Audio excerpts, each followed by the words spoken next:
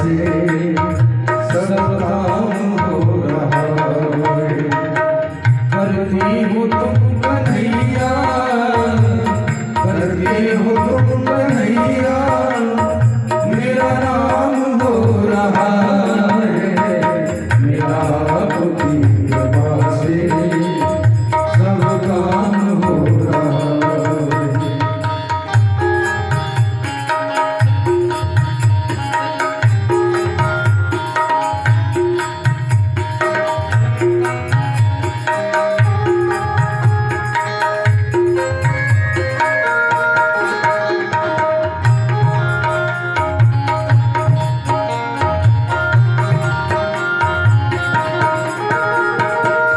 पतवार की बिनाही मेरी नाव चल रही है।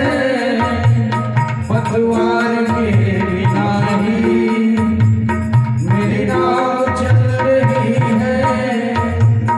बिन मांगी कन्हैया, बिन मांगी कन्हैया, हर चीज मिल रही है।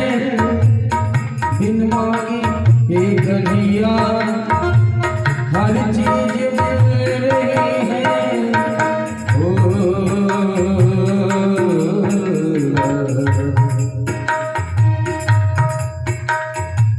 करता नहीं मैं कुछ भी, जब करता नहीं मैं कुछ भी, सब काम हो रहा है। मेरा आपकी कृपा से सब काम हो रहा है।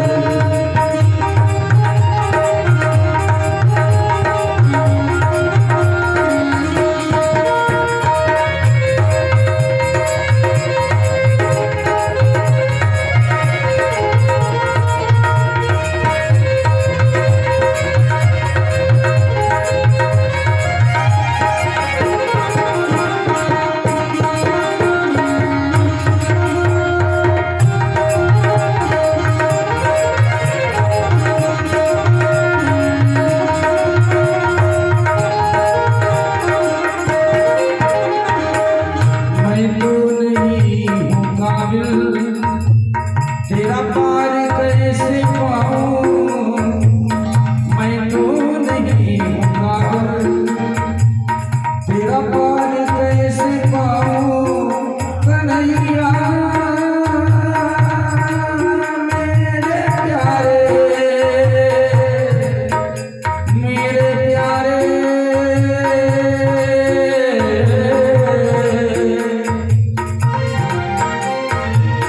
मैं तो नहीं हूँ काबिल, तेरा पार कैसे पाऊं।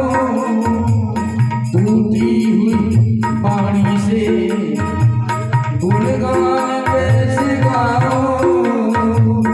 टूटी हुई पानी से गुणगान कैसे गाऊं।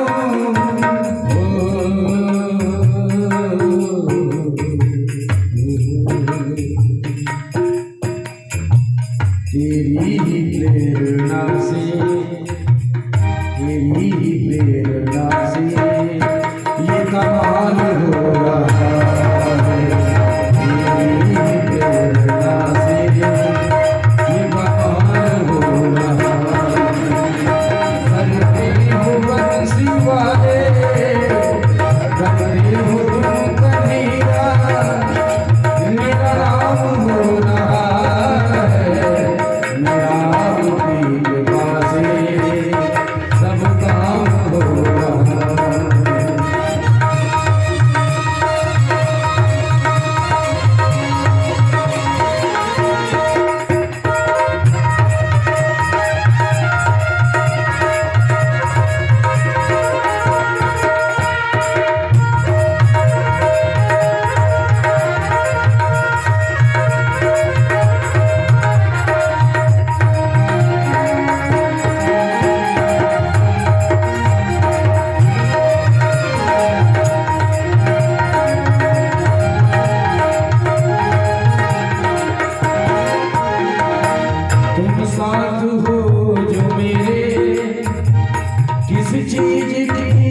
नहीं है, तुम साथ हो जो मेरे, किसी चीज की कमी है, किसी और चीज की अब दरकार भी नहीं है, किसी और चीज की अब दरकार भी नहीं है।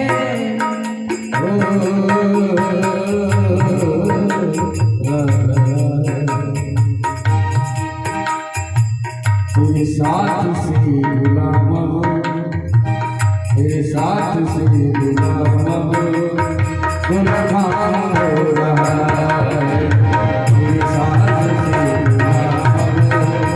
गुलाम अब गुलाम हो रहा है। करके हो कन्हैया, करके हो बंसी वाले, मेरा नाम हो रहा है, मेरा आपकी कृपा से सब काम हो रहा है, मेरा आपकी कृपा से सब काम हो रहा है, मेरा आपकी कृपा से सब काम हो कन्हैया।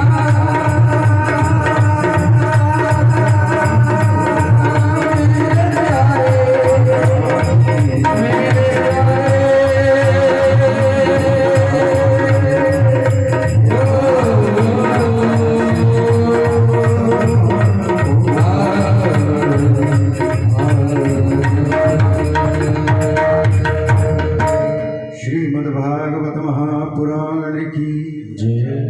ब्रह्मा जी कहते हैं नान्द्रतम तो तच्चापि, नारद तुम्हारा कहना कोई गलत नहीं है, बिल्कुल ठीक है। यथा माम प्रब्रवीषि, जैसे तुम कह रहे हो कि पिताजी सारे सृष्टि के रचनाकार आप हैं, तो बिल्कुल ये कोई गलत नहीं। क्यों?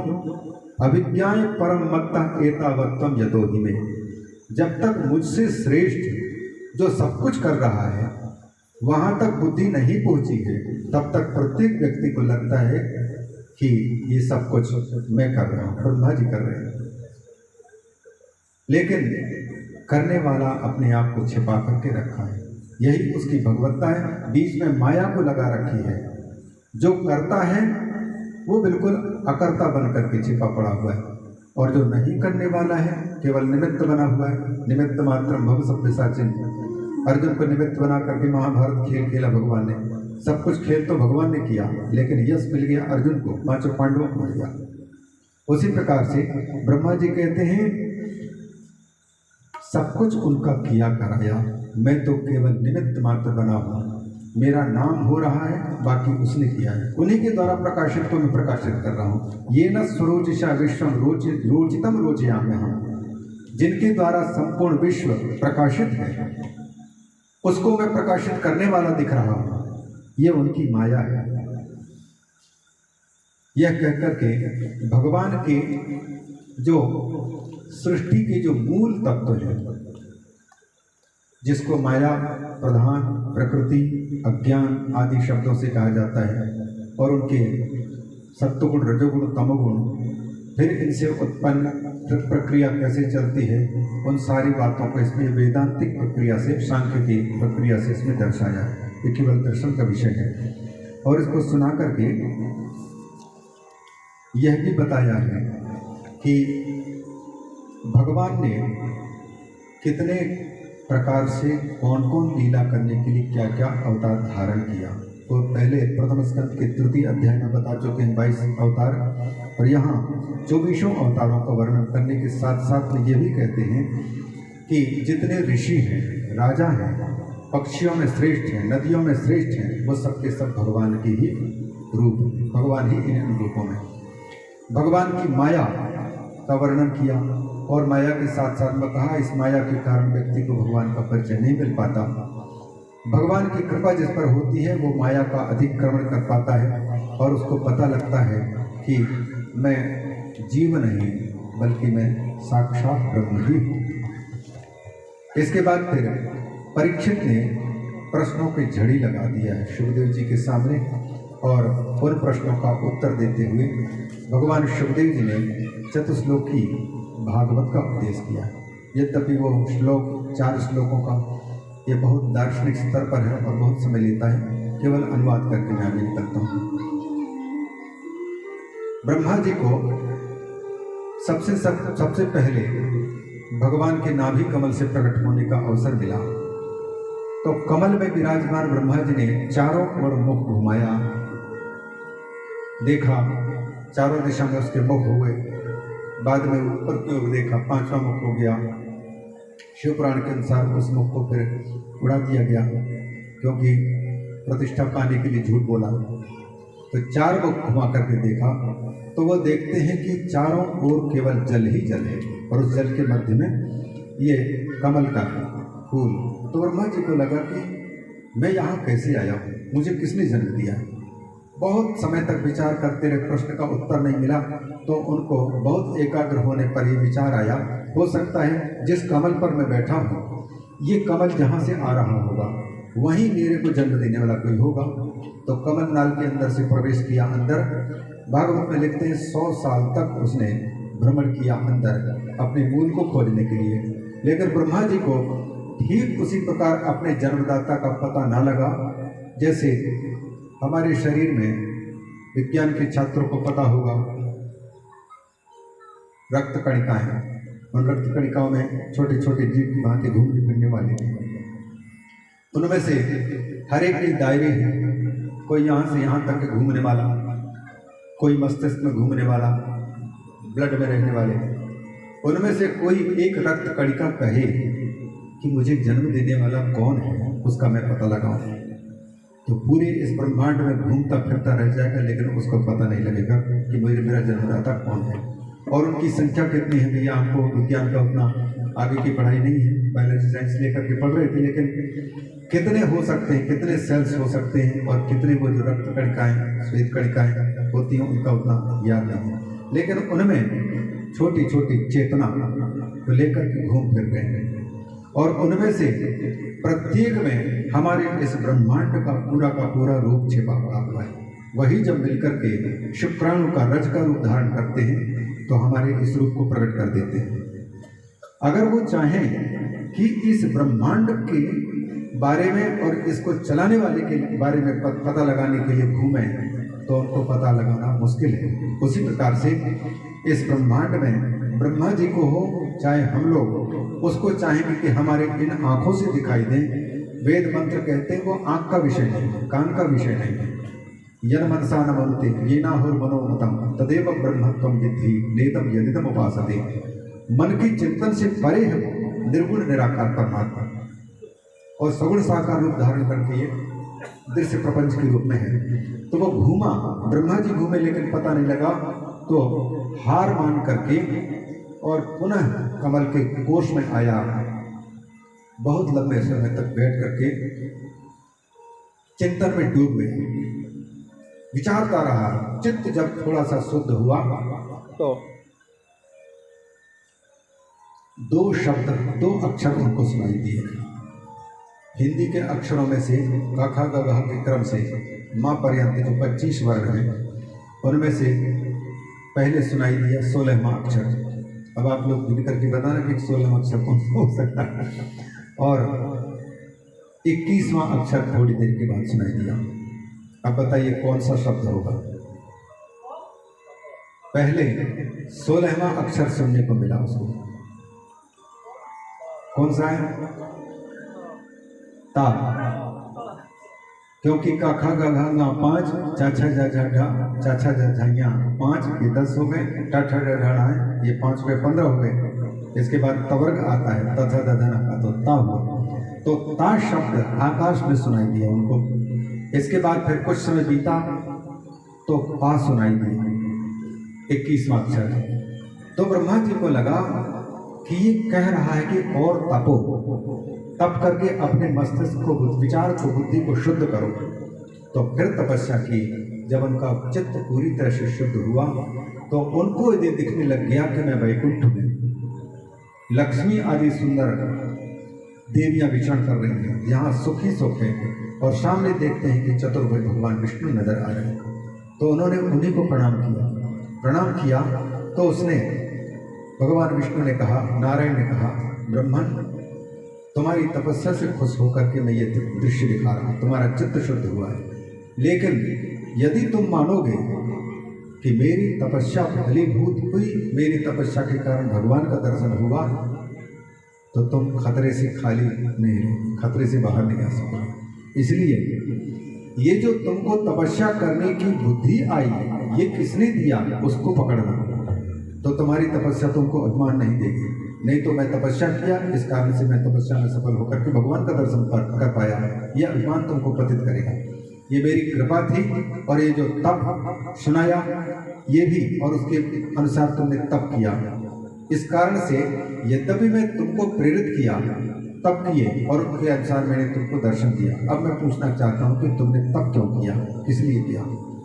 तो ब्रह्मा जी को पूर्व सृष्टियाँ याद आई, और उन्होंने कहा कि भगवान, कोई व्यक्ति छोटा कमरा बनाता है, मनुष्य कोई भी कृति करता है, उसकी रचना होती है, मनुष्य की कृति मनुष्य को उस कृति में बांध देती है, उसमें बंध जाता है, मेरा मेरी मेरे, इसके बंधन में बंध करके उसको कुछ होना, किसी की दृष्टि ना पड़े, ऐसे बंधन में पड़ जाता है।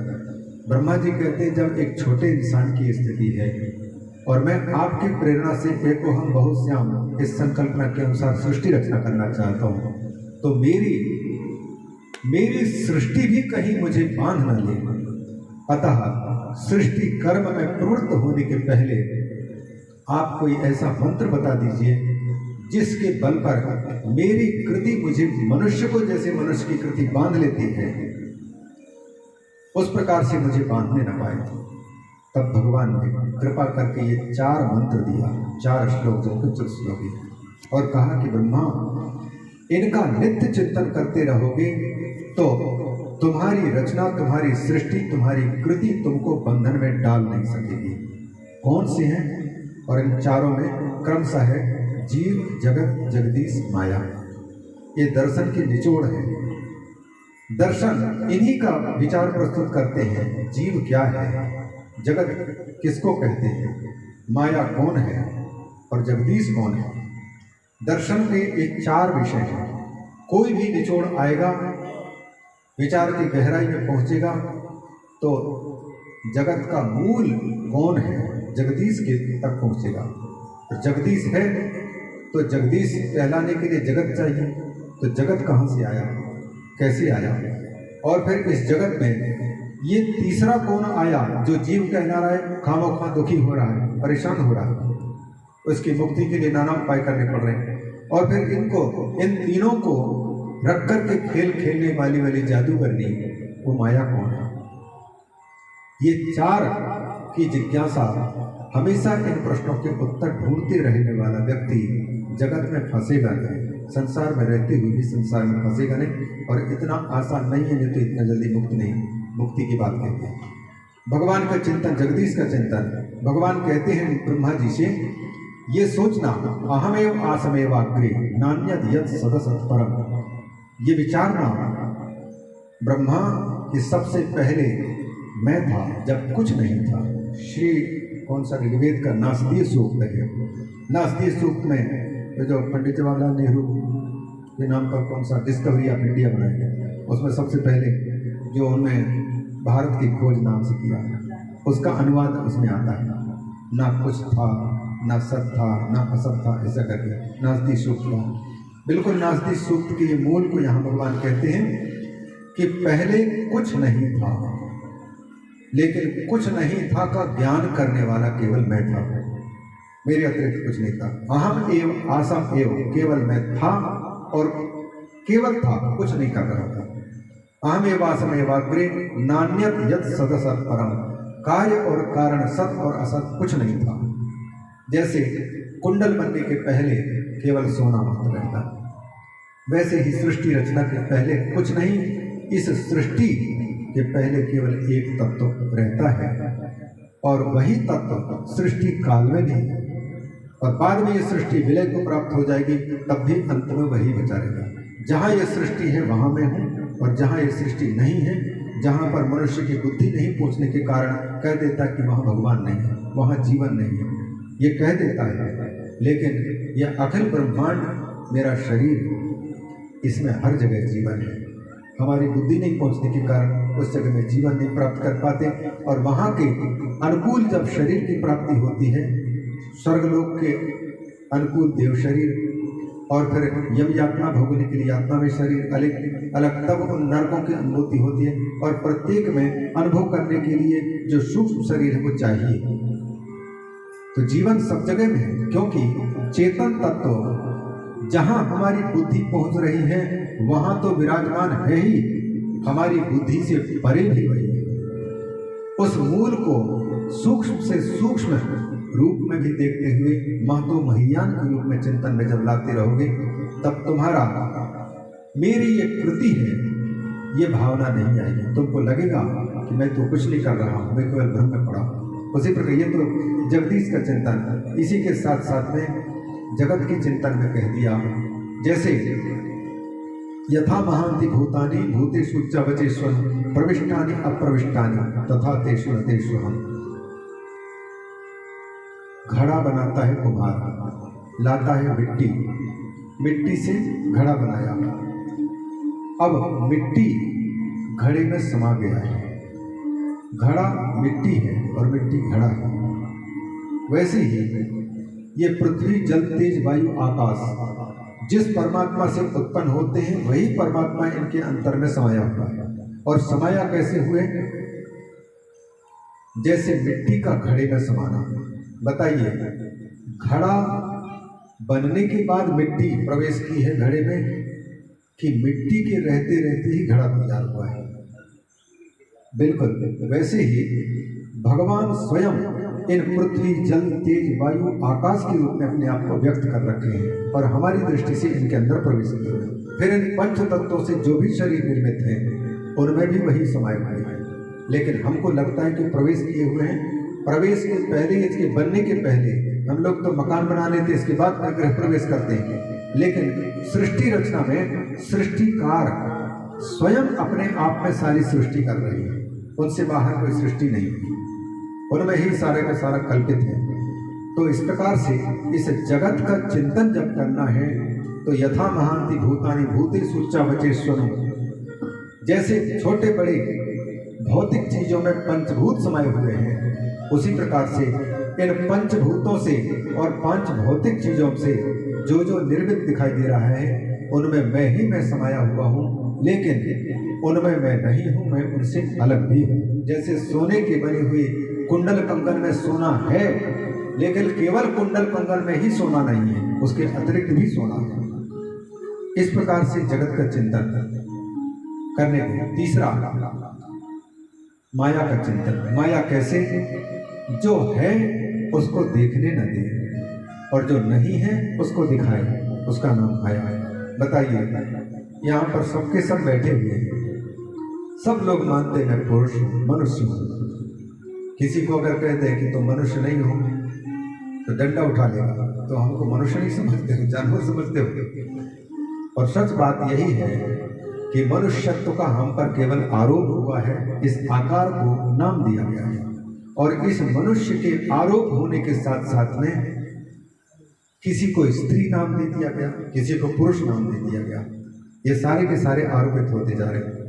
फिर उस स्त्री में और पुरुष में पिता का आरोप, पुत्र का आरोप, भाई का आरोप, स्त्री में माँ का आरोप, बहन का, पत्नी का, ये सारे के सारे आरोप होते जा रहे हैं।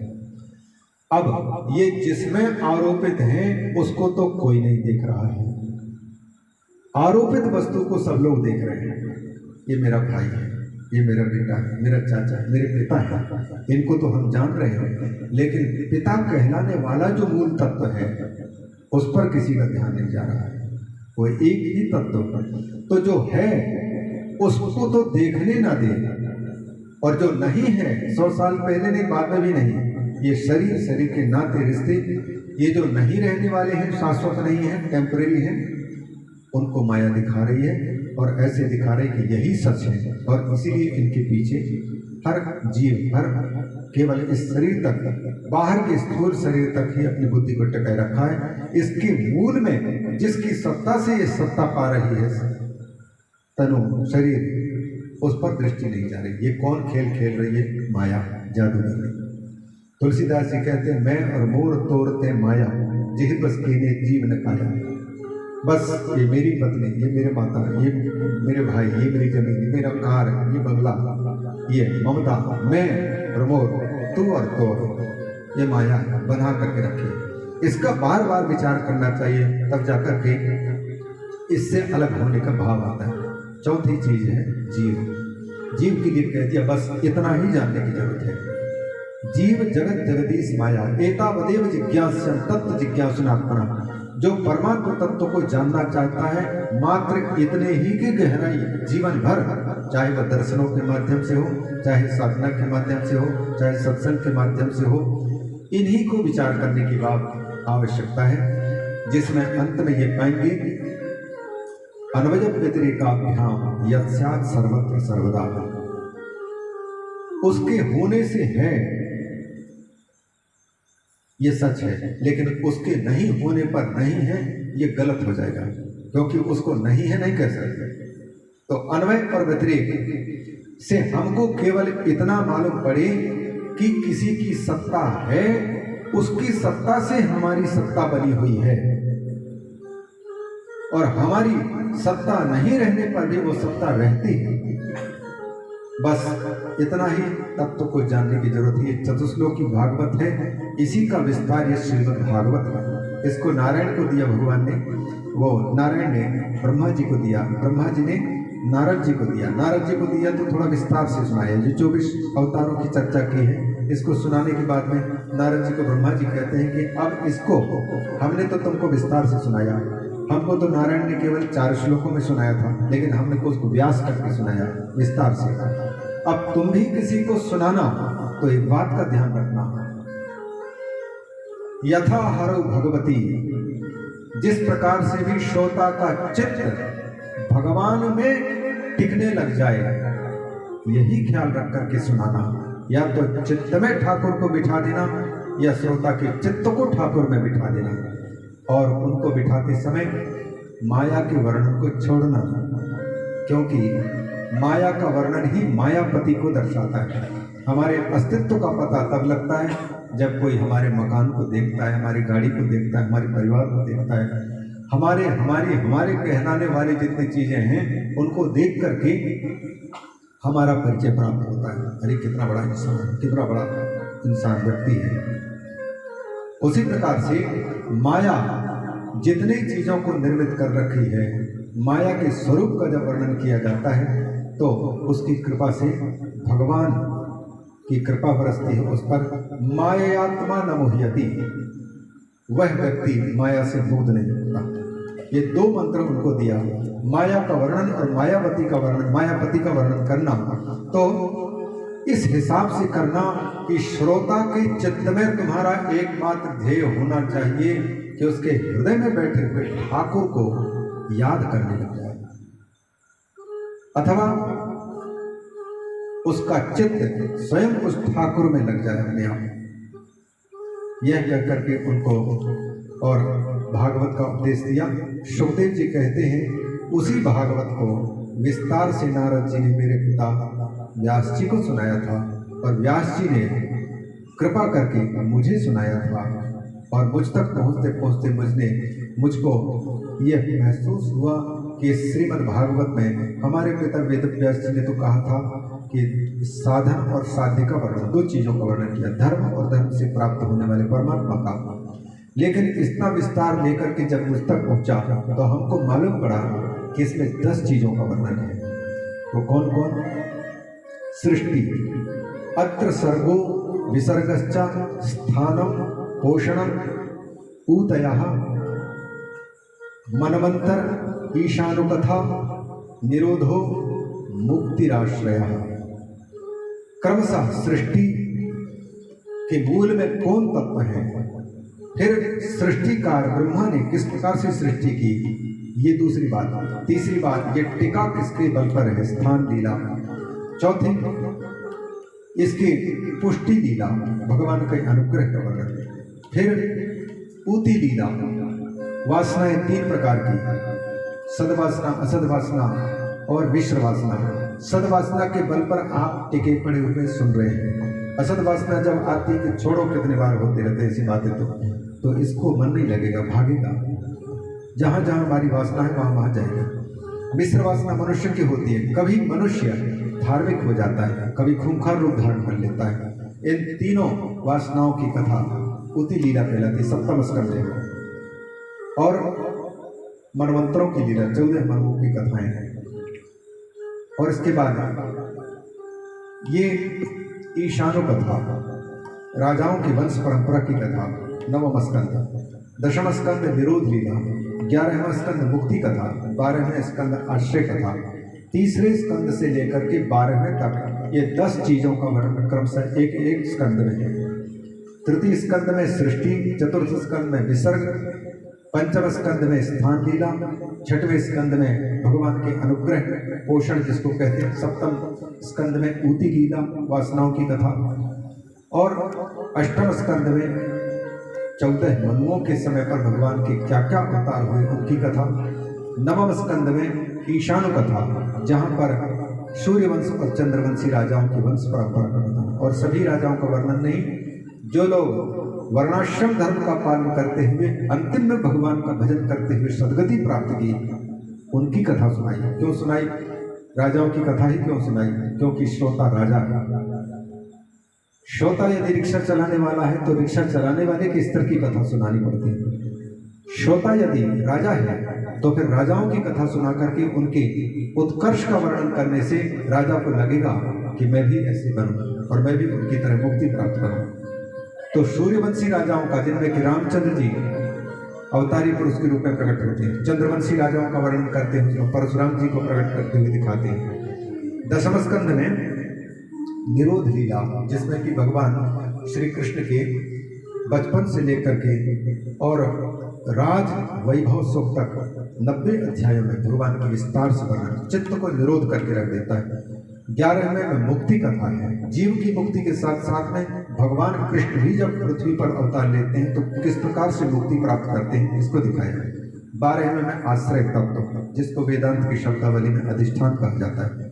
जैसे आकाश है, आकाश में बादल उठते हैं, धूल उठता है, हवा उड़ती है, पक्षी उड़ते हैं, प्लेन उड़ता है, रॉकेट, ये ग्रह नक्षत्र आदि सब के सब आकाश में लटके पड़े हुए। तो इन सब के आधारभूत जो आकाश है, इनको हम कहेंगे आधार को ही अधिष्ठान।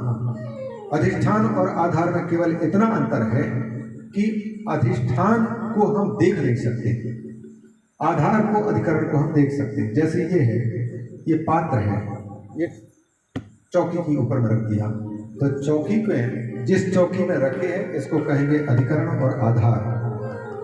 लेकिन ये संपूर्ण विश्व जिस आत्मा में विराजमान है उसको कहेंगे अधिष्ठान, और इसीलिए उसमें सारे के सारे कल्पित हैं। उसी आश्रय तत्व को 12वें स्कंद में दिखाया गया है। तो ये 12 तत्वों का क्रमशः तृतीय स्कंद से लेकर के 12वें स्कंद तक वर्णन किया है। अभी तक हमने केवल द्वितीय स्कंद का और तृतीय स्कंद में वराह अवतार और कपिल अवतार के मुख्य रूप से भगवान के रूप में वर्णन और उनके भक्तों की कथा। तो 33 अध्याय में कपिल देव जी का और देवहूति का संवाद है, उनको नमस्कार करते हैं। चतुर्थ स्कंद में स्वयंभू मनु के 5 संतानों का, ब्रह्मा जी की सृष्टि में 10 प्रजापति हुए, जिनमें से 9 प्रजापति के वंश परंपरा चली, और नारदा, दशमस्तत्र नारदा, उन्होंने विरक्ति का मार्ग अपनाया, इसलिए 9 प्रजापति हुए। नारद की परंपरा नहीं चली, उनकी वंश परंपरा चली। लेकिन ब्रह्मा जी सृष्टि का विस्तार करने के लिए जिन अत्रि, पुलस्त्य आदि को प्रकट किया था, उनकी वंश परंपरा बढ़ नहीं रही थी, प्रसन्नता नहीं हो रही थी, एको हम बहुत श्याम सार्थक नहीं हो रहा था। तब ब्रह्मा जी एक बार इस प्रकार से बड़े उदास पड़े हुए थे, और उन्होंने भगवान के दिए हुए उस चतुश्लोकी को स्मरण करके भगवान को याद किया। उस समय पर ब्रह्मा जी को जोर से छींक आई, छींक आते ही नाक से कचरा निकला सफेद सफेद, और ब्रह्मा जी के देखते देखते वहां पर अचानक एक रूप धारण हो गया। उसके पहले ब्रह्मा जी के ये जो छींक आने वाली घटना है, उसके पहले ब्रह्मा जी सृष्टि विस्तार में चिंता में पड़े थे। जब सृष्टि नहीं बढ़ रही थी तो उस समय अचानक ही भगवान की प्रेरणा से ब्रह्मा जी के शरीर से ही एक जोड़ी, एक स्त्री और पुरुष का जोड़ा प्रकट हुआ, ऐसा वर्णन आता है। जिसमें से पुरुष का नाम स्वयंभू, माने स्वयंभू ब्रह्मा जी, उनके शरीर से प्रकट होने वाला स्वयंभू, और शत्रुपा जो सैकड़ों रूप धारण कर सकती। जन्म लेते ही उन दोनों ने हाथ जोड़कर ब्रह्मा जी से आज्ञा मांगी कि हम क्या करें। ब्रह्मा जी ने कहा सृष्टि विस्तार के लिए तुम प्रयास करो, दोनों के दोनों शाश्वत जोड़ी हो, इसलिए भाई और बहन का कोई नाता मानने की कोई आवश्यकता नहीं। स्वयं उन्होंने कहा कि भगवान आपकी आज्ञा का हम पालन करेंगे, लेकिन बच्चों को रखने के लिए कोई कमरा तो होना चाहिए, पति पत्नी को रहने के लिए कोई घर तो होना चाहिए पहले। तो बोले क्या हुआ, पृथ्वी तो है। बोले पृथ्वी कहाँ है, दिखाइए। ये पृथ्वी तो रसातल में चली जा चुकी है, तो बिना आधार शक्ति के हम कहाँ संतान को उत्पन्न करें, कहाँ सृष्टि विस्तार करें। ब्रह्मा जी को फिर चिंता हुई, तो जैसे चिंता हुई उस समय छींक आई, और छींक आती ही उनके नाक से सफेद सफेद कचरा निकला, और देखते देखते वो 4 पांव का जीव बन गया, पूंछ छोटा सा और बढ़ता ही जा रहा था। तो 9 प्रजापति, ब्रह्मा जी, नारद आदि सब देखते रहे, सनकादि ऋषि, ये क्या चीज है। देखते देखते वो विशाल रूप धारण किया। ये थे भगवान वराह। बोलिए वराह भगवान की जय। सीधे आकाश में तो थे, उससे भी ऊपर उछाल मारे, और आदि सृष्टि जो नारायण के शरीर से निकले हुए जो जल था, उस जल में डूबे हुए पृथ्वी को निकालने के लिए जल में प्रवेश किया। भून करके पृथ्वी को अपने ऊपर में रखा और ला करके फिर जल के ऊपर में संस्थापित किया। ये वैज्ञानिक है। दर्शन जिनको पढ़ने का अवसर आया होगा, ये पृथ्वी की पहचान है गंध। तत्र गंधवती पृथ्वी, गंध जिसमें है समझ लेना वो पार्थिव चीज है, पृथ्वी की चीज है। और जल के अंदर में घुल मिल गई है पृथ्वी। ये हिरण्याक्ष ने डुबाया ऐसा कहने में आता है, लेकिन बड़ी विसंगति है, क्योंकि सृष्टि ही नहीं हुई है अभी। उसके पहले हिरण्याक्ष कहाँ से आया, या आदि दैत्य कहलाता है, इसलिए उन प्रश्नों के अंत नहीं है। पर जल के अंदर में डूबी घुल मिल गई थी, उसको निकालना है। भगवान ने सुअर का ही रूप धारण क्यों किया? कोई पनडुब्बी के रूप में उत्तीर्ण हो जाते, या पनडुब्बी चलाने वाले के रूप में, और निकाल करके, या कोई साधन से बाहर निकाल सकते थे, मनुष्य का रूप धारण कर सकते थे। तो इसमें एक वैज्ञानिकता यह है, पृथ्वी में है गंध, और पृथ्वी की खोज करनी है, बाहर लाना है। तो हमको पहले तो गंध का पता लगाना में एक्सपर्ट बनना पड़ेगा। और गंध के पता लगाने में या तो घोड़ा है, या तो फिर जो है ये चींटी आदि है, और तीसरा यदि है तो सुअर है। जो लोग, जिन नगरों में सुअर होंगे और घर में बाथरूम नहीं होंगे, लोटा लेकर के बाहर 1 किलोमीटर बैठे होंगे, उनको मालूम है कि सुअर कहाँ पहुँच सकता है, कितनी दूर के गंध का पता लगा कर पहुँच लेता है। इसलिए भगवान ने इस पृथ्वी की पहचान करने के लिए वो सूकर का रूप धारण किया। और दूसरी बात यह ज्ञान कराना है कि किसी भी जीव को तुम हे दृष्टि से मत देखना, उसको नीच मत समझना, क्योंकि तुम नीच जिसको समझते हो उसके अंदर भी मैं विराजमान हो सकता हूँ। मैं शुकर का भी रूप धारण कर सकता हूँ। मनुष्य से यदि पूछा जाए क्या तुम सुअर बनना पसंद करोगे, तो सुअर बनने की पसंद होने की बात तो दूर रही, किसी व्यक्ति को सुअर कहीं का कह करके देख लो, फिर 32 निकाल करके बाहर कर देता है। इतने घृणित कहलाने वाले जीव का रूप धारण करने वाले भगवान हमको ये सिखाना चाहते हैं कि मेरे गुणों को धारण करो। किसी को हेय मत समझना, किसी को घृणित मत समझना, मैं सब जगह में विराजमान हूँ। तो ये पृथ्वी का उद्धार करके रखा था, उनकी कथा दी गई है। उनके तत्वों को, रहस्यों को कहेंगे तो बहुत विलंब होगा।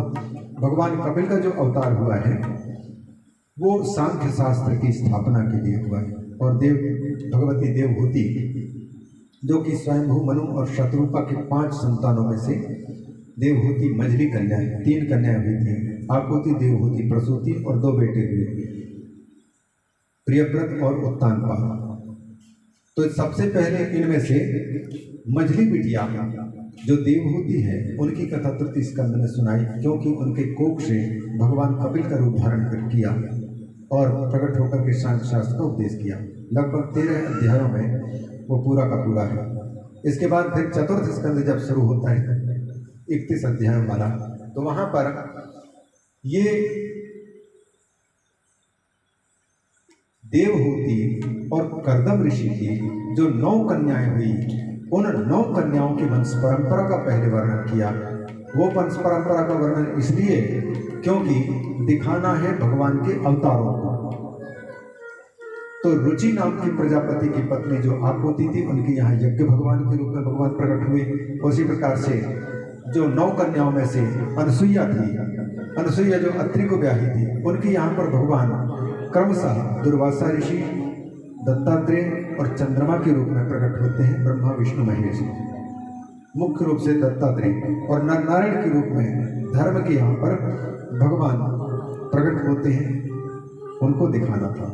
और भगवान शंकर के प्रजापति दक्ष के जिनकी पत्नी प्रसूति थी, 16 कन्याएं थी। 16 कन्याओं में से 15 जो बड़ी कन्याएं थी उनकी संतान तो हुई, अलग अलग ऋषियों को ब्याही गई।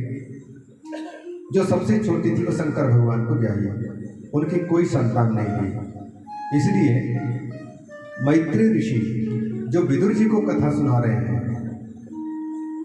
विदुर जी जब सुने कि सबसे छोटी बिटिया का कोई संतान नहीं तो पूछ लिया, तो मैत्री ऋषि ने कहा कि क्योंकि सती ने युवावस्था में ही संतान होने के पहले ही आत्मदाह कर दिया था, तो वह आत्मदाह की कथा दक्ष प्रजापति के यज्ञ में ध्वंस की कथा वो सुनाया है। 7वें अध्याय तक चतुर्थ स्कंद के 8वें अध्याय में अधर्म का वंश सुनाया है।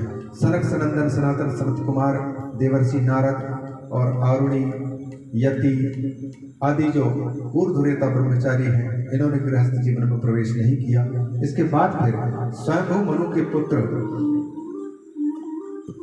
उत्तानपाद, उनके 2 रानियों की कथा, उनके बेटे ध्रुव की कथा ये प्रसिद्ध है, आप लोग जानते हैं। फिर इनके वंश परंपरा में आगे अंग राजा हुए, उनके वेन हुए।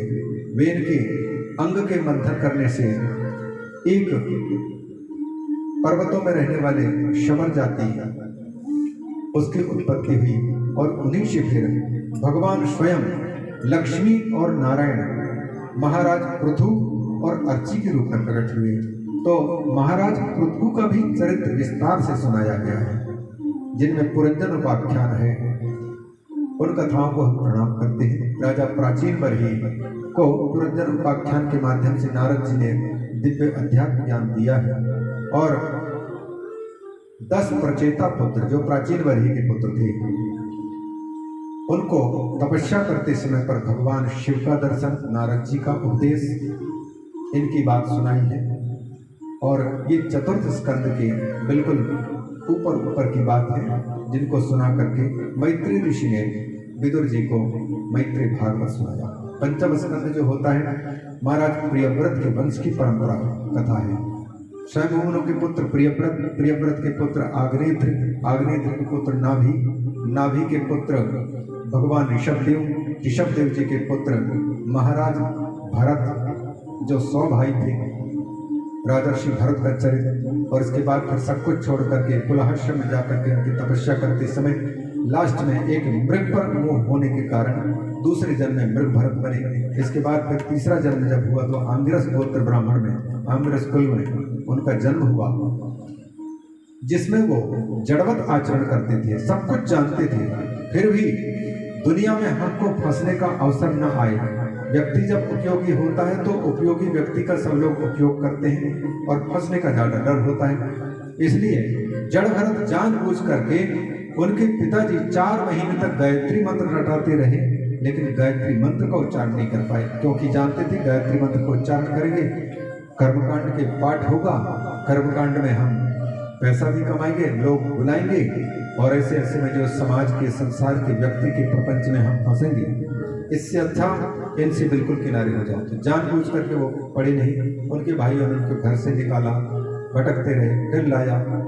ऐसे करते करते उनके रहुगण के साथ में संवाद, फिर डाकुओं के द्वारा भद्रकाली को समर्पण करने की बात, रहुगण को उन्होंने दिव्य अध्यात्म उपदेश दिया है, उसकी बात, भूगोल खगोल का वर्णन आया है, भवाटवी का वर्णन किया है, और इस खगोल में ग्रह नक्षत्र जितने हैं उनकी दूरियां, उनके अस्तित्व, सूर्य की गति, इन सब का वर्णन किया है। पृथ्वी में अतल वितल सुतल तलातल आदि जो शब्द विवर है उनका वर्णन किया है, और इनके साथ साथ में पाताल लोक में भगवान शंकरषण किस प्रकार से इस पृथ्वी को धारण किए हुए हैं, और प्रलय के समय पर उनके मुख से निकलने वाली ज्वाला से ये पृथ्वी जलने वाले कंडे की भांति लाल होकर के अंत में ये समाप्त हो जाती है। पृथ्वी जल में विलय को प्राप्त होती है, फिर जल को वायु और ऊपर के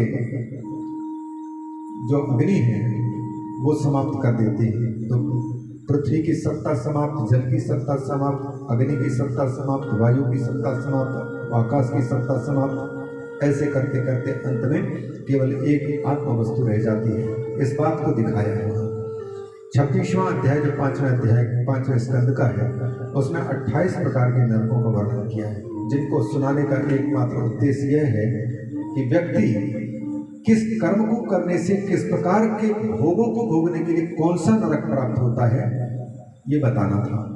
इसलिए परीक्षित जब 28 नरकों का वर्णन सुनते हैं तो डर जाते हैं, कहते हैं कि प्रभु नरकों में जाना ना पड़े, इसके लिए क्या करना चाहिए।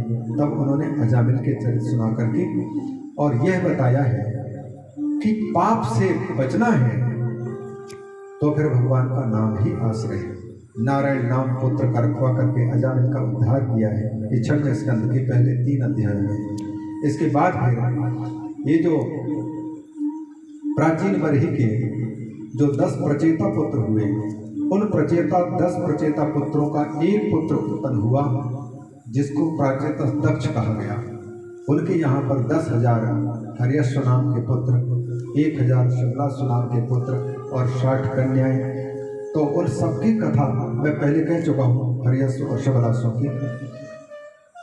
60 कन्याओं का विवरण, जिनमें 27 तो वैसी चंद्रमा के और कश्यप की 13, धर्म के लगभग 10, ऐसे करते करते 60 कन्याओं का वर्णन। और इन कन्याओं के वर्णन के क्रम में कश्यप को जो 13 कन्याएं प्रदान की गई हैं, उन कन्याओं में से एक का नाम दिति, एक का नाम अदिति, एक का नाम दनु। इनकी संतान परंपरा में दनु से उत्पन्न होने वालों को दानव, दिति से पैदा होने वालों को दैत्य, अदिति से पैदा होने वालों को आदित्य मतलब देवता कहा गया। इन्हीं आदित्यों की वंश परंपरा को बताते समय देवताओं में से उनके जो गुरु बृहस्पति हैं, देवताओं से रुष्ट होने के कारण जब अपने आचार्यत्व छोड़ दिया, तब शिवदेव जी ने विश्वरूप की कथा सुनाई है और वृत्रासुर की कथा सुनाई है। इसके साथ साथ में वृत्रासुर के पूर्व जन्म की कथा सुनाई है। पार्वती का शाप कैसे मिला और किस प्रकार से वो असुर बने, उसकी बात सुनाई है। प्रसंगवशात बहुत अच्छी अच्छी बातें हैं, लेकिन हमारे भाग्य में जितना है उतना ही हम संकेत करके निकलें। तो कथा हम बार बार कहते हैं, हमारा पेट तब भरता है जब दोनों टाइम की कथा और हमको बिल्कुल जितना भड़ास है उसको निकालने के लिए खुली छूट होती है, तब जो है अच्छा लगता है। और जल्दबाजी में वो बिल्कुल मिठास गायब हो जाता है, प्रकट नहीं कर पाते। लेकिन मजबूरियां होती हैं इन कथा में बस ऊपर से भागने की। तो ये 6वें स्कंद में इन देवताओं की ये पोषण कथा जो है, इंद्र पर भी भगवान की अकाल करुणा, राक्षसों पर भी, वृत्रासुर पर भी भगवान की कृपा, और मनुष्यों में से श्रेष्ठ व्यक्ति को लिया ब्राह्मण अजामिल को। ये दिखाना है कि भगवान कैसे अकारण करुणा करके किसी का उद्धार करते हैं। और यह भी बताना है 3 काल संध्या वंदन करने वाला अजामिल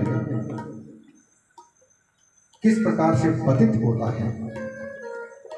पतित होने को दिखा करके ये कहना चाहते हैं कि दुनिया के लोगों, जो ब्राह्मण सभी वर्णों का गुरु कहलाता है और उसमें भी 3 काल संध्या करने वाला ब्राह्मण अजामिल एक वैश्य को देख करके चरित्र भ्रष्ट हो सकता है, तो कोई भी व्यक्ति अपने चरित्र का अभिमान मत करना।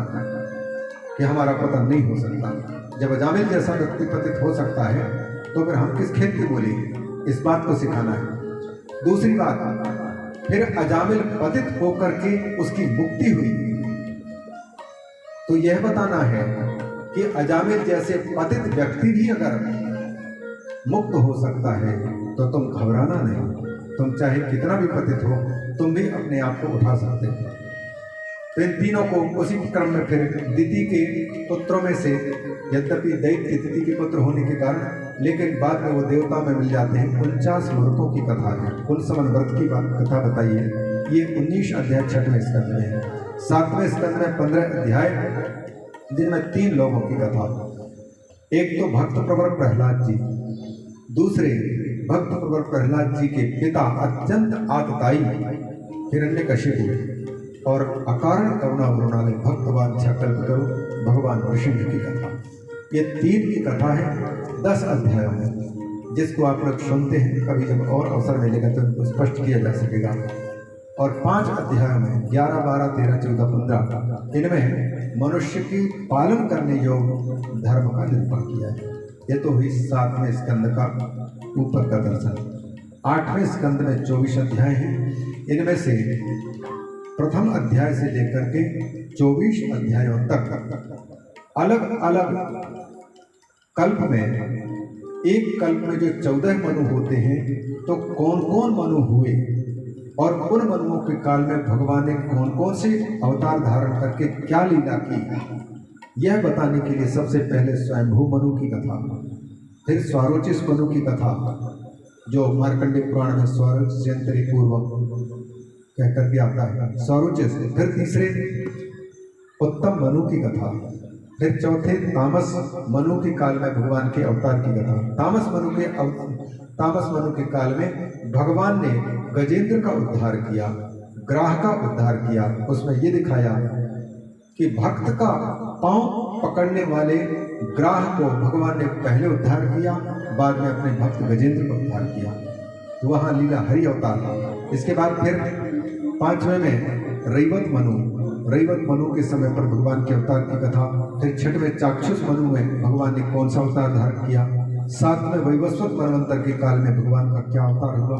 8वें सावर्णी मनु, 9वें दक्ष सावर्णी और 10वें देव सावर्णी, 11वें रुद्र सावर्णी, 12वें धर्म सावर्णी, 14वें इंद्र सावर्णी। ये 14 मनुओं के काल में भगवान अलग अलग युगों में अवतार ग्रहण करके उनकी कथा सुना करके हम सबको भगवान भजन की प्रेरित किया। 9वें स्कंद में आपको पहले बता चुके हैं, 24 अध्याय उसमें भी है। प्रथम अध्याय से लेकर के 13वें अध्याय तक सूर्यवंश का वर्णन, जिसमें भगवान राम जी आए, और 14वें अध्याय से लेकर के और 24वें अध्याय तक 11 अध्यायों में चंद्रवंश का विस्तार से वर्णन है, जिसमें प्रसंगवशात भगवान परशुराम के अवतार की कथा और आखिरी में महाराज यदु के वंश का वर्णन करते हुए भगवान श्री कृष्ण के जन्म कर्म को लगभग 7-8 श्लोकों में सुना करके मानो सुखदेव जी ने श्रोता परीक्षित के ऊब की परीक्षा लेनी चाहिए। बिल्कुल शॉर्टकट में ये कह दिया कि राजन, जब जब धर्म की हानि होती है तब तब भगवान का अवतार होता है। कंस आदि राजाओं के समय पर अत्याचार का बोलबाला था, अतः भगवान अवतार लिए और कारागार में प्रकट हुए। मथुरा में, वृंदावन में, गोकुल में पहले नंद बाबा के यहाँ पहुँचे, कुछ लीलाएं की, बाद में छोड़ करके वृंदावन में पहुँच करके वृंदावन की लीला हुई। बाद में फिर मथुरा में आकर के कंस को समाप्त करके और उनके गए हुए राज्य को उग्रसेन को वापस किया, उग्रसेन को राजगद्दी पर उठाया। उग्रसेन ने तो पहले प्रार्थना की कि आप गद्दी में बैठे, लेकिन भगवान श्री कृष्ण ने यह कहकर के निषेध कर दिया कि हमारे पूर्वज महाराज यदु को, जिसने अपने पिता की आज्ञा का पालन नहीं किया था, उन्होंने स्पष्ट कहा कि तुम गद्दी पर बैठने के अधिकारी नहीं, मत बैठना। महाराज कुरु को बिठाया था, इसलिए उन महाराज ययाति का शाप हमारे वंश को मिला हुआ है। हम यदुवंशी हैं, राज सिंहासन पर बैठेंगे तो हम रास्ता भटक नहीं सकते। सेवा ही करनी है तो हम ऐसी भी सेवा कर सकते हैं, आप राजा बने हैं, यह कहकर के मना किया। तो उसको भी संक्षेप में कह करके बाद में द्वारिका की लीलाओं को संक्षेप करते हुए कह दिया। इस प्रकार से राजा परीक्षित भगवान श्री कृष्ण की स्तुति पर आकर के धर्म की संस्थापना की, अधर्म का निवारण किया और फिर अपने लीला संवरण करके अपने धाम को चले गए। परीक्षित घबरा गए कि प्रभु, जिसकी कथा सुनने के लिए मैं इतने दिनों से प्रतीक्षा करता रहा, उसकी कथा सुनाने का समय आया तो आप बस चपचप 2-3 शब्दों में सुना दिया। आप ये ऐसा मत कीजिए। जिस भगवान ने कुंती माता की रक्षा की, 5 पांडवों की रक्षा की, मेरी माता की रक्षा की और मेरी माता की कोख में मेरी रक्षा की, मैं उसकी कथा सुनने से वंचित हो जाऊं, ये उचित नहीं। आप सुनाइए। शुकदेव जी ने देखा राजा परीक्षित 4 दिन से बिना कुछ खाए पिए बैठा हुआ है। हम लोग तो बीच बीच में खा पी लेते दिन में, और परीक्षित जिनके सिर पर मौत मंडरा रही हो, 10 मिनट बाद किसी को अगर फांसी पर लटकाना है और उस व्यक्ति को आप कहें कि हमारा मान रखने के लिए 50-60 केवल रसमलाई रसगुल्ला खा लो, तो क्या उसको बड़ा अच्छा लगेगा खाना? 10 मिनट बाद इसको फांसी पर लटक देंगे। उसी प्रकार से जिनके सिर पर मौत मंडरा रही है, उसने कह दिया, संकल्प लिया था, मैं जब तक प्राण न निकल जाए तब तक मैं यहाँ इस गंगा जी के तट को छोड़ करके नहीं जाऊंगा। मेरी मुक्ति का उपाय तो मुझे चाहिए। नवादते क्षुरमा, वो कहते मुझे भूख प्यास नहीं सता रही। क्यों? क्योंकि आपके मुख से जब साक्षात अमृत कथामृत निकल रहा है, इसको पीते पीते मुझे भूख भी नहीं लगी, प्यास भी नहीं लगी। कदाचित भूख प्यास लगती भी तो भी मैं परवाह न करता, क्योंकि इसी भूख प्यास ने मुझसे एक ऋषि का अपमान कराया। मुझे प्यास न लगती, भूख न लगती, न मैं मांग करता, न मैं राजा होने का अभिमान करता, न मुझसे कोई अपराध होता, न मुझे कोई ये शाप के रूप में वरदान मिलता। इसलिए मैं अब भूख प्यास की परवाह नहीं करता। भगवान प्रसन्न हो गए शुकदेव जी। तब उन्होंने शुरू से उनको सुनाया, राजन, ये धरती पर अन्यायी अत्याचारी लोग राजा इस पृथ्वी के वजन बढ़ा दिए थे, धरती रो रही थी, इसलिए इन्होंने देवताओं से पुकार की। देवताओं ने मिलकर के ब्रह्मा जी के पास मिले गए, ब्रह्मा जी शंकर जी के पास मिले गए, सब देवता मिलकर के क्षीर समुद्र में पहुंचे और पुरुषम पुरुष सूक्तेन सुपतस्थु, पुरुष सूक्त जो है सहस्र शीर्षा पुरुषा, उस पुरुष सूक्त के द्वारा क्षीर समुद्र में भगवान की दिव्य स्तुति की है। स्तुति करते करते सबकी समाधि लग गई और उस समाधि में भगवान की आवाज आई, जिसको केवल ब्रह्मा जी सुन पाए। कहा कि देवताओं, घबराओ मत, मैं धरती की पीड़ा को अच्छी तरह से जानता हूँ, मैं जल्दी ही प्रकट होऊंगा और वसुदेव और देवकी जिन्होंने मुझे पुत्र के रूप में पाने के लिए तपस्या की है, उनकी यहाँ पर मैं प्रकट होकर के धर्म की संस्थापना करूँगा और इस धरती की पीड़ा को दूर करूँगा। लेकिन तुम लोगों का सौभाग्य जाग जाएगा, जाओ मेरे लीला में सहभागी बन करके आप भी पुण्य के भागी बने, जीवन को सार्थक करें। और यहाँ तक कि सुर स्त्रियाँ देवागनाएं भी प्रकट हों गोपियों के रूप में। इस प्रकार से आकाशवाणी के माध्यम से ब्रह्मा जी को बताया, ब्रह्मा जी की समाधि जब खुली तो देवताओं को बताया और सब वहाँ से ये विश्वास करके प्रस्थान किए कि अब भगवान का प्राकट्य होने वाला है। इसके बाद फिर सूरसेन नरेश के वंश का वर्णन करके, माथुर मंडल के राजाओं का वर्णन करते हुए वसुदेव और देवकी के विवाह का वर्णन किया। विवाह होने के बाद दहेज दक्षिणा लेकर के जाने का समय आया तो अपनी चचेरी बहन देवक की पुत्री देवकी को खुश करने के लिए कंस ने स्वयं रथ का लगाम अपने हाथ में लिया, और जिसने अभी तक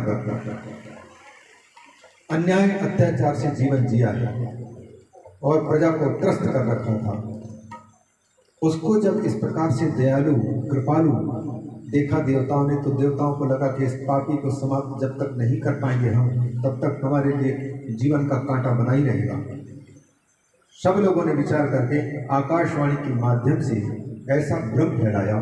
आकाशवाणी हुई, अस्यास्त्वम अष्टमो गर्भो हंतायाम बहसे बुधो, हे मूर्ख कंस, जिसको तू अपना बहन समझ करके रथ में बिठा करके प्रसन्न करने के लिए लिए जा रहा है, इसी देवकी का 8वां गर्भ तेरा काल बनेगा, तेरा काल बनेगा, तेरा काल बनेगा, तेरी मौत बन करके आएगा। कंस को अगर कोई इस प्रकार से सुना दे, देवता लोग भी घबराते थे कंस से। स्वर्ग में जब पहुंच जाए तो सब लोग छिप करके भाग जाते थे।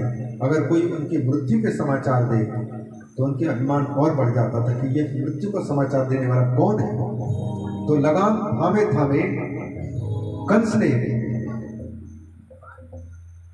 विचार यह करके कि इस आकाशवाणी को मिथ्या करके रख दूंगा, तुरंत ही देवकी के बाल पकड़ लिए, तलवार उठा लिए, न रहेगी बांस न बजेगी बांसुरी, मारने को तैयार हो गए। तब वसुदेव जी ने कोई ये वो बात आई जब विदाई के समय पर महाराज देवक ने कहा था, वसुदेव जी हमारी ये बिटिया अत्यंत प्यारी है, इसको हमने अपने पुतलियों की भांति, आँख की भांति बचाया है, इसलिए इस पर कोई संकट आए तो आप कृपा करके इसको संकट से बचाना। अपने प्राणों की बलि देनी पड़ जाए तब भी उसकी फिक्र न करना, लेकिन हमारे प्राणों की प्राण यही है। वो बात याद आ गई तो कंस को समझाने के लिए वसुदेव जी ने कहा कि आप वीरवर हैं, आपका इस प्रकार से अबला को मारना, पहली बात तो नारी पर हाथ चलाना उचित नहीं, दूसरी बात अपनी बहन पर, तीसरी विवाह अभी अभी नवनवेली है उस पर यह आपको कलंकित करने वाला कृत्य कहलाएगा, ऐसा मत कीजिए। वसुदेव जी ने प्रार्थना की। कंस बोला कि मेरी मृत्यु को जन्म देने वाली इस देवकी को मैं क्यों छोड़ूं?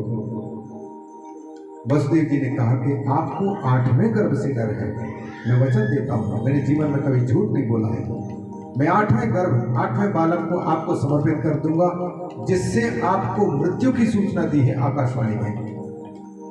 वसुदेव जी कभी झूठ नहीं बोलते थे, इसलिए कंस मान गए और उनको कहा कि अच्छा जाओ। लेकिन देवताओं ने फिर सोचा कि ये तो काम बिगड़ जाएगा, नारद जी को भेजा। नारद जी आकर के कंस को बोले कि तुमने अच्छा नहीं किया, तुमने क्यों छोड़ दिया उसको? 8वां बालक प्रकट होगा, उससे तुम्हारी मृत्यु होगी, ये आकाशवाणी हुई, लेकिन तुमको 8वां बालक कौन है इसकी पहचान नहीं होगी, भ्रमित हो जाओगे। कमल की पंखुड़ी 8 दल वाले और दिखा करके कहा कि इस पंखुड़ी से गिनो, तो गिन करके बगल वाली जहां से शुरू किए थे उस पंखुड़ी के बगल वाले 8वां, और इसके बाद फिर उसी 8वें नंबर से कहा कि अब इसी से गिनो, तो उसके और बगल वाले पंखुड़ी 8वें नंबर के पंखुड़ी। ऐसे करते करते प्रत्येक पंखुड़ी कमल दल के 8वें नंबर के लिए। तो नारद जी ने कहा उसी प्रकार से 8 बालकों में से कौन पहला है, कौन मझला है, कौन मध्यमा है, कोई दूसरा है, ये समझ नहीं पाओगे। तो तुरंत घबरा गया कंस और उन्होंने फिर वसुदेव और देवकी को कारागार में बंद कर दिया, एक भी बालक को नहीं छोड़ूंगा। पहला बालक जन्म लिया, वसुदेव जी ने अपनी प्रतिज्ञा के अनुसार ला करके दिया, उसके सामने ही उसने मार डाला। दूसरा बालक हुआ, तीसरा बालक हुआ, 6 बालक उसने मार डाले, माता पिता के सामने मारता था। सोच लीजिए कि कुंती का हृदय, ये देवकी के हृदय में क्या बीत रहा होगा। यह समझाना चाहते हैं भगवान कि जो माता या जो भी भाई देवकी की भांति मुझे पाने के लिए कितना बलिदान देने को तैयार है, कितना रोने को तैयार है, धीरज बांधने को तैयार है, वही मेरे दर्शन को पा सकता है। और छोटे मोटे कठिनाइयों से घबरा करके भागने वाला मेरे दर्शन को नहीं पा सकता। कितने आंसू बहाए भगवान। अगर शांतिपुनी मुनि के पुत्र को वापस जिंदा करके दिखा सकते हैं तो उनको जिंदा कर देना चाहिए था, नहीं किया। ये परीक्षाएं थी और उनका शाप भी था। 6 बच्चे जब मारे गए तो 7वें बालक होना था, तो पूर्व अवतार में, राम अवतार में लक्ष्मण जी के रूप में शेष भगवान बाद में प्रकट हुए थे छोटे भाई के रूप में। और छोटे भाई के रूप में जब आए तो राम जी के प्रति कोई अगर अन्याय अत्याचार करता तो लक्ष्मण तुरंत धनुष बाण उठा लेते थे, गुस्से में आकर के भैया की रक्षा के लिए तैयार हो जाते। उस समय लक्ष्मण रुको, तो छोटे भाई होने के कारण उसके गुस्सा को ही पाबंदी लगानी पड़ती थी। शेषनाग के अवतार, वही शेषनाग अनंतनाग अब के अवतार में कहा भगवान से कि प्रभु अब के बार मैं बड़ा भाई बनकर के मिलता हूँ, क्योंकि आप पर विपत्ति जब आई थी उस समय मैं कुछ नहीं कर पाया। जब मैं बड़ा रहूंगा तो पहले जो लक्ष्मण कह करके रोक देते थे वो रोकने का अधिकार आपको नहीं रहेगा। आप पर जब भी विपत्ति आएगी मैं उस समय स्वयं निर्णय करके तुम्हारी आपकी रक्षा करूंगा।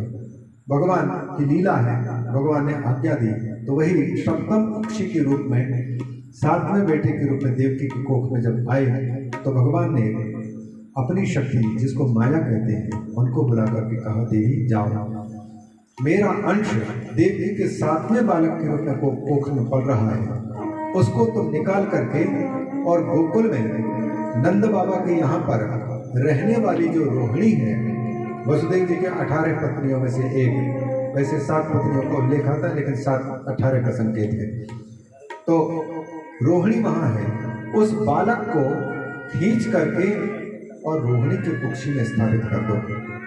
और जब मैं प्रकट होऊंगा 8वें बालक के रूप में देवकी के कोख में, तब तुम नंद बाबा के यहाँ पर पुत्री के रूप में, नंद बाबा यशोदा के पुत्री के रूप में प्रकट होकर के मेरी लीला की सहचारणी बनना। अगर ऐसा काम करोगे तो सारे जगत में तुमको विंध्यवासिनी, जगदम्बा, चंडिका, दुर्गा, भगवती आदि अनेक नामों से जगत में तुम्हारी पूजा होगी। और सचमुच भगवती महामाया, विष्णु और माया भगवती यया सम्मोहितम जगत, वैष्णवी माया, वैष्णो देवी आकर के वो सारा का सारा काम कर दी। और जब भगवान स्वयं 8वें बालक के रूप में भादों के कृष्ण पक्ष की अष्टमी तिथि को आए, उस समय पर सारा का सारा ग्रह नक्षत्र देख करके भगवान प्रकट नहीं होते, जबकि उनकी स्वेच्छा से प्रकट होने का सामर्थ्य है। लेकिन भगवान जब प्रकट होते हैं तो सारे ग्रह नक्षत्र, नवग्रह अनुकूल हो जाते हैं, सारे ऋतुएं सब अनुकूल। भाद्रपद कृष्ण पक्ष की अष्टमी तिथि की मध्याह्न की रात्रि भगवान जिस समय पर कंस के कारागार में वसुदेव जी के सामने प्रकट हुए, चतुर्भुज रूप लेकर के, देवकी सोई हुई थी, जगाया उनको, वसुदेव जी ने स्तुति की, देवकी जी ने भी स्तुति की। देवकी तो यह कहने लगे, वसुदेव जी कहने लगे कि हमें पता लग गया ये हमारे तारणहार ही आए हैं। स्तुति की और फिर स्तुति करते हुए भगवान से निवेदन की। देवकी ने कहा कि प्रभु मैं पहचान गया, लेकिन ये जो आप 4 भुजा रूप धारण करके आए हैं और विलक्षण रूप है, इस रूप को सुनेगा मेरा भैया कंस तो अभी दलबल के साथ में आएगा, आपका कहीं अहित न कर दे, इस रूप को आप छिपा लो। तो भगवान ने उनको सांत्वना दी कि माँ मैं इस चतुर्भुज रूप को धारण करके लिए इसलिए आया क्योंकि तुमको मैंने वचन दिया था ना, जब तक कृष्ण के रूप में थी और सुतपा के रूप में तुम्हारा पति वसुदेव था, तुम दोनों ने पुत्र प्राप्ति के उद्देश्य से तपस्या की थी। मैंने वर मांगने के लिए कहा था तो तुमने कहा था कि हमें आपके जैसा बेटा चाहिए, और हमने जल्दबाजी में कह दिया कि एवमस्तु तथास्तु, वही होगा। बाद में हमको लगा कि हमारे जैसे तो कोई दुनिया में है ही नहीं, तो मेरे जैसा कौन होगा, अद्वितीय नतस्य प्रतिमा अस्ति, भगवान की समता करने वाले कोई है नहीं। तो हमको लगा कि मेरे मुख से झूठा हो जाएगा, हमने उसी वक्त संकल्प लिया झूठी बात को अगर सच करना है तो फिर किसी भी वचन को 3 बार करना उचित है। तो भैया सबसे पहले तो आपके कोख से मैं जब प्रकट हुआ तो कृष्णी माता के कोख से प्रकट होने के कारण मुझे लोग कृष्णी गर्भ के नाम से जाने। दूसरी बार माँ आप अदिति थी और वसुदेव जी उस समय पर कश्यप थे, उस समय में भी तुमने मुझे पुत्र के रूप में पाने के लिए तपस्या की थी, तो मैं इसी चतुर्भुज रूप से प्रकट हुआ था और वामन रूप धारण करके फिर बाद में आया था। तो दूसरी बार हो गई और ये तीसरी बार है, 3 बार करने का। तो इसीलिए मैं चतुर्भुज रूप धारण करके आया हूँ, क्योंकि साधारण व्यक्तियों के पुत्र की भांति यदि प्रकट होऊंगा तो मुझे कोई नहीं पहचान पाएगा। केवल मैं इसलिए चतुर्भुज रूप धारण करके आया कि तुम पहचान सको, वसुदेव जी पहचान सके। मैया ने कहा कि अच्छा प्रभु मैं समझ लिया, लेकिन मुझे डर है कि आपका कहीं अहित न हो जाए, आप छिपा लो रूप को। तो भगवान ने कहा कि भैया जब तक मेरे हाथ में अस्त्र शस्त्र हैं तब तक तो कोई भी आ जाए, जूझने के लिए मैं तैयार हूँ, मुझे कुछ नहीं हो सकता, आपकी रक्षा कर सकता हूँ।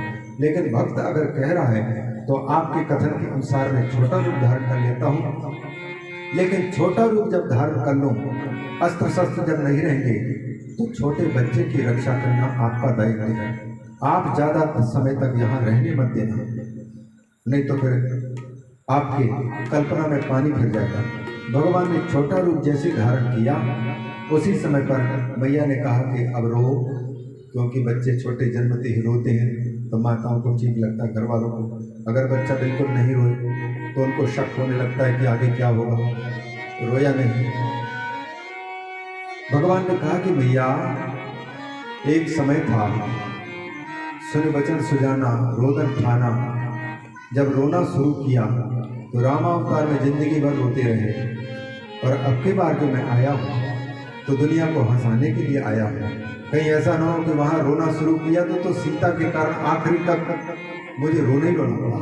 अब मैं हंसाने के लिए आया हूँ, इसलिए मुझे रोने को मजबूर मत करो। दूसरी बात, वहाँ आप ही कह रहे हैं कि कंस को पता लगेगा, वो दौड़ करके आएंगे, रोएंगे अगर हम, तो हमारे रुदन को सुन करके आ जाएंगे, तो आप पर भी मुसीबत, हमारी तक मुसीबत। मैया को पसंद आ गया और याद आ गई भगवान की माया से। वसुदेव जी को ये मालूम पड़ा कि तत्काल इनकी रक्षा के लिए अगर हमने 7 बार सत्य बोला, और 7वें बार में तो पता नहीं लग पाया कि गया कहाँ, माया का खेल था, निकाल करके रख दिया गया था। और कंस को शक होने लग गया था कि 7वां बालक का पता नहीं लगा, लगता कोई गोल मटोल है, कोई ना कोई गोलमाल है, तो उसको शक था। इसलिए 6 बार की सत्यता तो सिद्ध हो चुकी, ये 7वीं बार और 8वीं बार में शंकास्पद है। वसुदेव जी ने विचार किया, जिनको पाने के लिए अगर हम इतने सत्य बोले, अब वही अगर हमको मिल रहे हैं पुत्र के रूप में, तो उनके लिए अगर मेरे झूठ बोलने से मुझे सत्य परमात्मा की प्राप्ति होती है, तो सच बोलना गलत है और झूठ बोलना ठीक है। इसीलिए यद्यपि माया के खेल के अनुसार तो वसुदेव जी को कोई मालूम नहीं पड़ा, साया का सारा खेल हुआ, लेकिन कुछ कुछ कथाओं के अनुसार वसुदेव जी को मालूम पड़ा। तो निकाल करके जैसे ही उनको ले जाने की इच्छा भगवान की प्रेरणा से हुई, तो उनकी बेड़ियां हट गई, दरवाजे खुलने लग गए, शाकल हटने लग गए। बालक को उठाया तो रास्ता सबके सब सिर पर रखा। संत लोग, वक्ता लोग कहा करते हैं, जब कोई भी व्यक्ति भगवान को सिर पर धारण कर लेता है, तो जैसे वसुदेव जी के रास्ता रोकने वाला कोई नहीं, अपने आप दरवाजे खुलते जा रहे हैं, बेड़ियां खुलते जा रहे हैं, किवाड़ खुलते जा रहे हैं। उसी प्रकार से जिसने जीवन में भगवान को धारण किया है, तो उसकी भी रुकावटें अपने आप हटती जाती हैं। जो हमारे हित में होगा वही होता रहता है। भले हम अपनी इच्छा के अनुसार जैसा चाहें वैसा होना चाहिए, लेकिन हमारा निर्णय गलत हो सकता है। भगवान को पता है कि हमारे जीवन में हितकारी क्या है, वो जैसा करते वैसे ठीक है। इस प्रकार से लेकर के जिस समय जा रहे थे, उसी समय पर नंद बाबा के यहाँ पर यशोदा मैया के गर्भ से महामाया ने एक पुत्री का रूप धारण करके वहाँ प्रकट किया। माया जब प्रकट हुई कन्या के रूप में, उस समय पर यशोदा मैया दिन भर के काम काज से या गर्भावस्था के कारण से थकी हुई नींद में पड़ी थी, उनको पता नहीं लगा। जन्मा है कोई इतना पड़ा, लेकिन पुत्री है कि पुत्र है उसका पता नहीं लगा। वसुदेव जी, यमुना जी बड़ी हुई थी और ऊपर बढ़ती जा रही थी। भगवान समझ गए कि आगे चल करके पटरानी बनने वाली है, चरण स्पर्श करना चाहती है, अपने पाँव को बढ़ाए और स्पर्श पा करके यमुना जी का वेग बढ़ घट गया। पार किए और नंद बाबा के यहाँ पर ले जा करके छोटे से लाला को धीरे से बगल में सुलाया और वहाँ से कन्या को उठाया। भगवान की प्रेरणा के अनुसार वापस आए और कंस के कारागार में जैसे प्रवेश किया, अंदर गए, अपने आप दरवाजे बंद, शाकल बंद और पहरेदारों की नींद खुल गई। पहले तो नींद लगी हुई थी, सबको सुला रखी थी माया। अब वो माया कन्या का रूप धारण करने वाली रोने लगी। रोने की आवाज सुने तो पहरेदारों ने कंस को संकेत किया। कंस उठा, घबरा करके प्रतीक्षा में जो था, बाल बिखरे हुए बिना जूते चप्पल के सात अनुचरों को लेकर के कारागार में प्रवेश किया। तो देखते हैं देवकी के हाथ में एक कन्या है।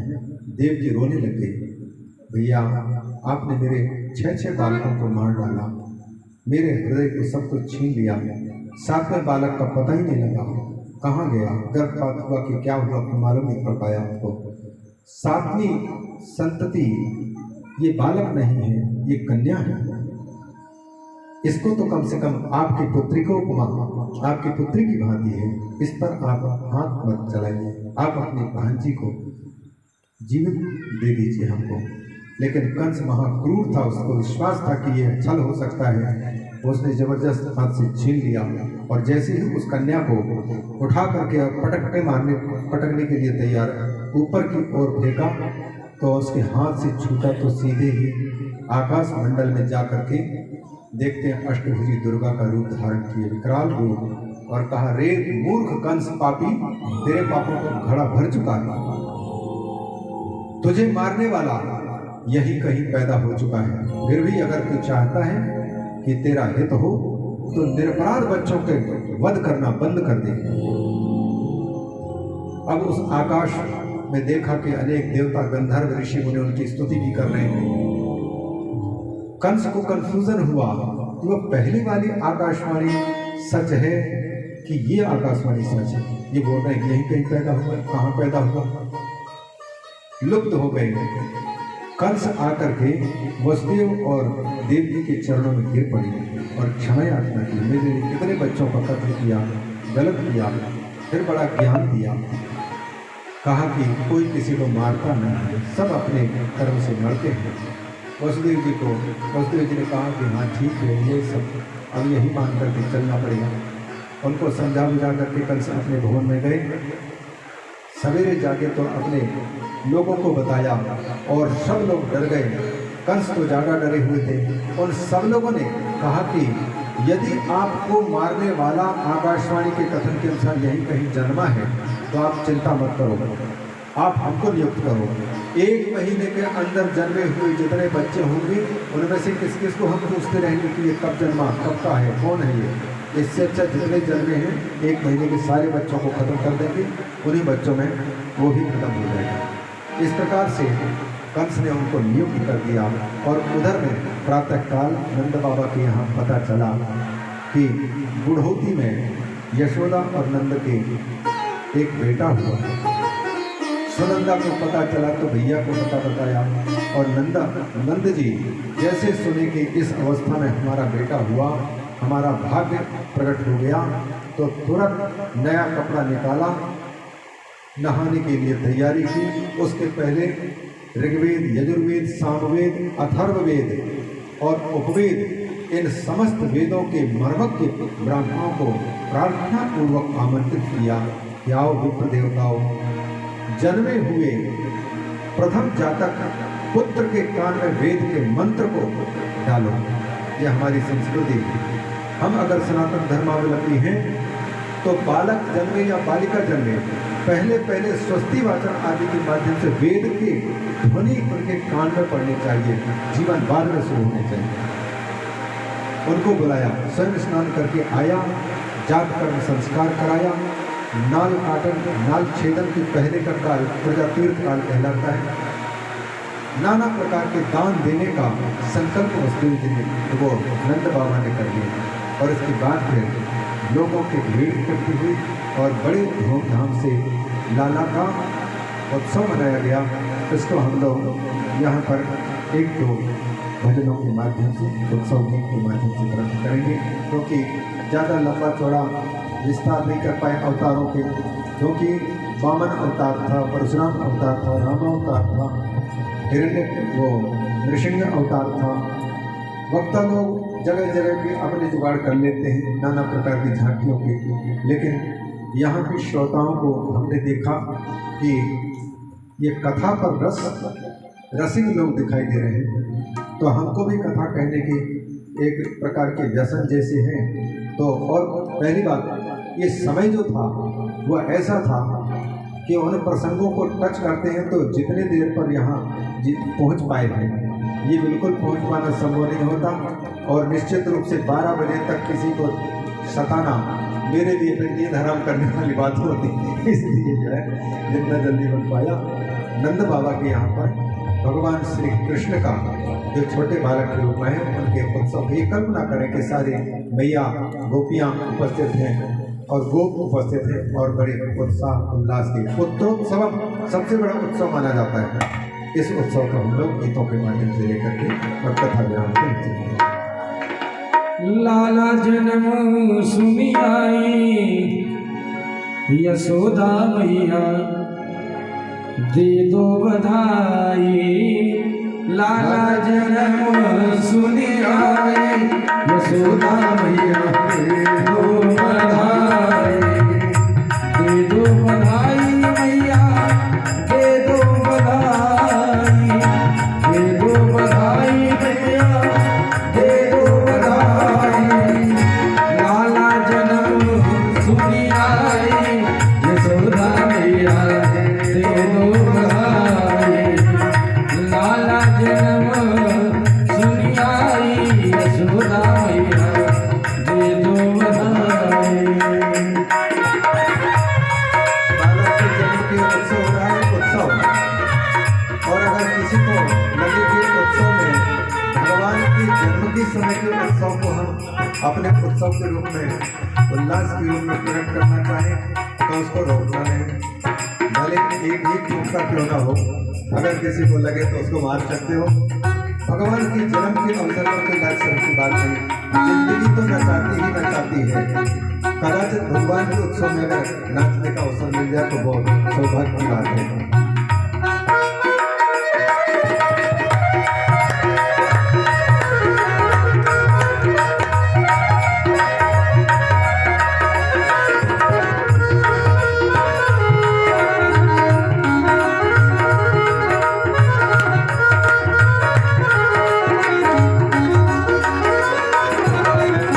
हीरे भी दे दे मैया मोती भी दे दे।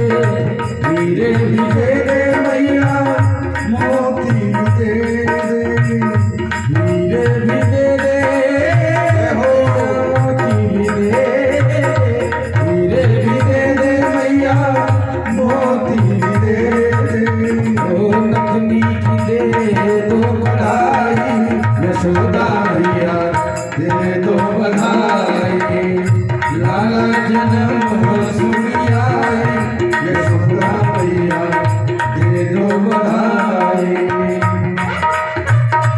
कोई तो भी अपने भाई माताओं में से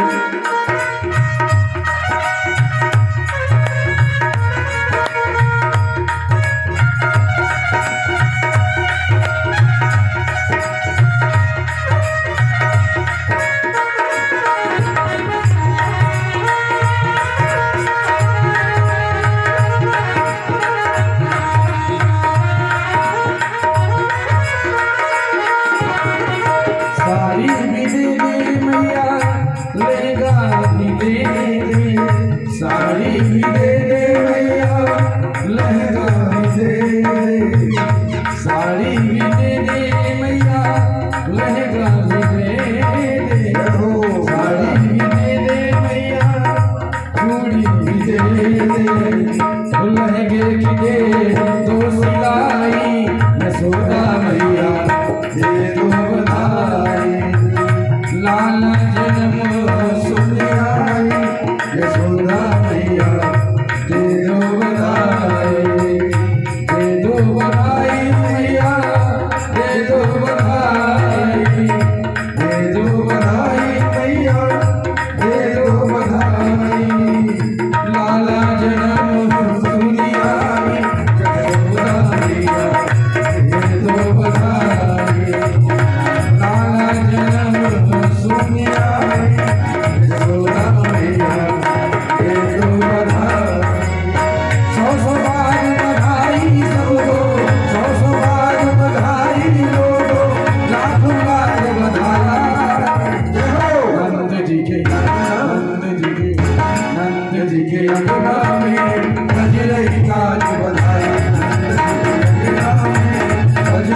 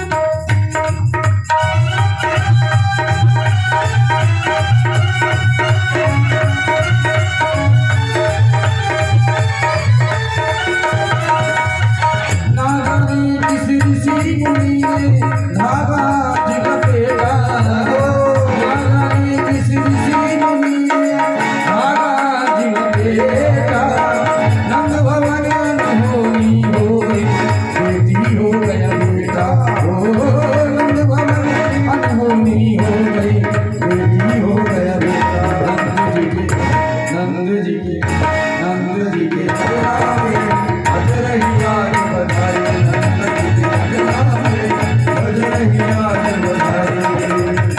दे तेरी मैया बधाई, दे तेरी मैया, दे तेरी मैया बधाई, दे तेरी मैया। ओ तेरी, ओ तेरी, ओ तेरी गोद में आयो लाल बधाई, दे तेरी मैया, तेरी गोद में आयो लाल बधाई, दे तेरी मैया, दे तेरी मैया बधाई,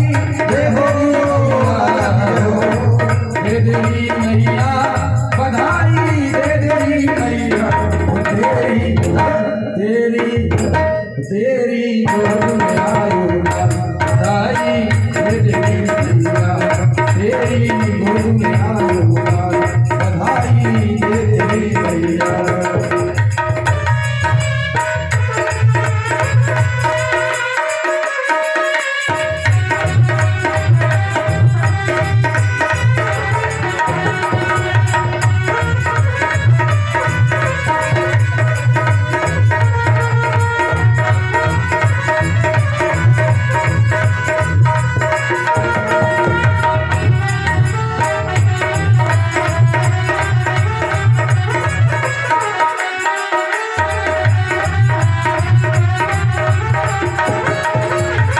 माटी यशोदा सब गोपियन को अधधन वस्त्र लुटावे, माटी यशोदा सब गोपियन को अधधन वस्त्र लुटावे। वो भगवान सब मिल करके बाबा को नाच नचावे, हो भगवान सब मिल करके बाबा को नाच नचावे। नंद जी के, नंद जी के अंगना में बज रही आज बधाई, नंद जी के अंगना में बज रही आज बधाई, नंद जी के अंगना में बज रही आज बधाई। रंगी गुब्बारों से मंडप सजाया है, इसमें बाबे गई एक मनाया है, इसको चखेगा शाम को।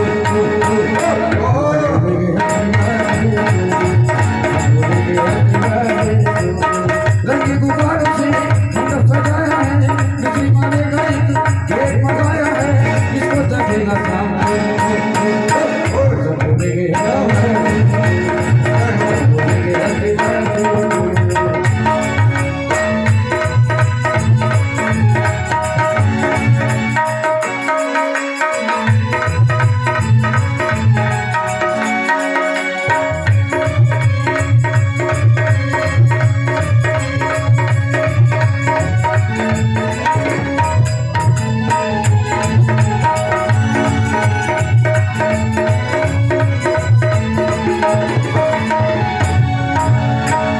तुम्हारे लिए कुछ भी न लाए हैं, दर्शन निभाते रहना कहने आए हैं। तुम्हारे लिए कुछ भी न लाए हैं, दर्शन निभाते रहना कहने आए हैं। कौन हमारा है तू और सवरिया, वो लगाए श्याम मेरी उंगली, इसकी सीमा को मुझको सब बोलेंगे हैप्पी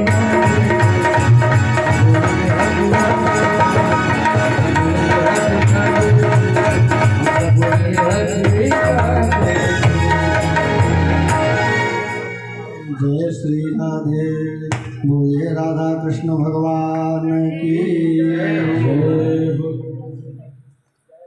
भाई 4 घंटा ही दिया, ज़्यादा नहीं घबराना। 4 बजे बैठे थे राधे लेकिन ये तो महाराज ने बहुत परेशान कर दिया। कहो चलो चलो आरती करो। ज्वालाकरालमत्युग्रं शेषासुरशोधनं त्रिशूलं पातु नो भेदैर्भद्रकाले नमोऽस्तुते। ज्वालामालिन्यै नमः, रक्षादीपहारार्तिक्यै नमः, सर्वोपचारार्थे गन्धाक्षतपुष्पाणि समर्पयामि। ॐ मेदग्वं हवेः व्रजानानां मे अस्तु दशवे